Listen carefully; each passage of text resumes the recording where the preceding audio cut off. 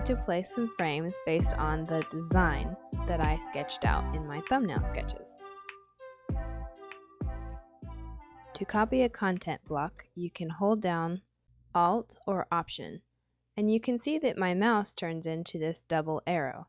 That means when I click and drag, it's going to copy this content block. I can also hold Shift to make it so that my block stays aligned with the top block.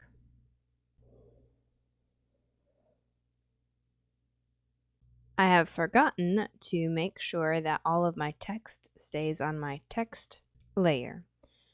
I can quickly change that by holding Shift and selecting all of the text frames that I've created and simply moving them into the text layer. Holding Shift will allow you to keep your shapes circular, or if you've got a rectangular frame, then it will keep them square. Things are starting to get confusing, so I'm going to give this shape a fill color. I haven't chosen any colors yet, so I'm just going to choose one of the defaults.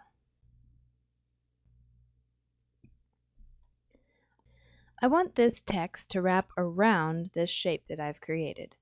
In order to do this, I'm going to select the shape, come over here to Text Wrap, and click Wrap Around Object Shape.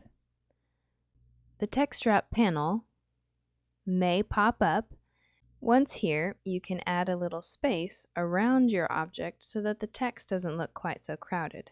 If you want to keep this in your panels, simply click and drag in this gray area and hover over in your panel wherever you would like it to be docked. That way you can quickly get to these options. You may notice, however, that my title has also moved. If I don't want my title to be off-center, I may need to change the bounding box around the title. Now, I'm having some trouble selecting my title. If I go over to my Layers panel and I turn off the graphics, I'll be able to move the title. It looks like I've got one of my graphics on my text layer, so I'm going to select this and cut it with Command X, select on my graphics, and paste in place with Shift, Option, Command V. Or if you're on a PC, it'll be Shift, Alt, Control V. Now that my graphic has been moved to the graphics layer, I'll be able to select my title easily and resize as needed. As you create and resize frames, you may notice the boxes around your frames. These corner boxes and the ones on the ends allow you to resize, but there are a couple more options. This one allows you to anchor an object to text, and that's not something that we're going to need to worry about for our project. This one, however, will allow you to create corners on your frames. So if I click on that, I'll get these diamonds on the corners of my frame, and I can click and drag to give it as deep or as shallow a corner as I desire.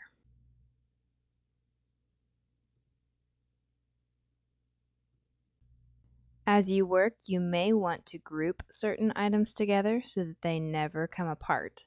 I'm going to do that with this frame and this text.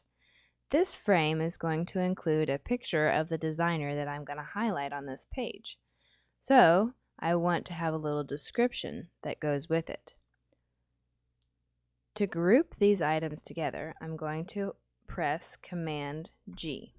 Now, when I move one of them, both of them will move.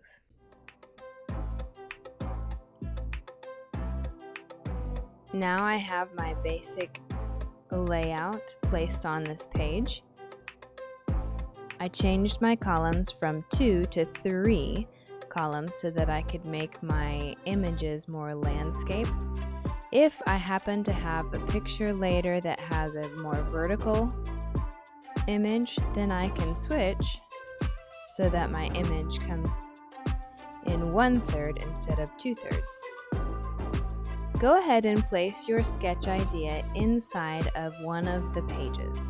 In the next video, we'll talk about how to do some extra alignment options, and we'll learn how to copy all of your design onto the other pages in your document.